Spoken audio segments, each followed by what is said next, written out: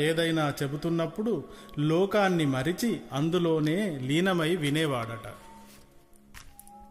ఈ ఉగ్రశ్రవసు రోమహర్షణుని కుమారుడు. మరి రోమహర్షణుడు వ్యాసమహర్షి ప్రియశిష్యుడు. వేదాలని పురాణాలని వినిపించేవాడు.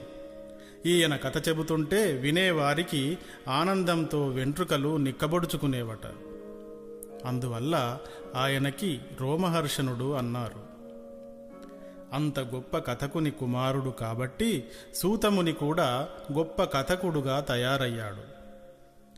ఈ సూతముని ఒకరోజు నైమిషారణ్యంకి వస్తాడు.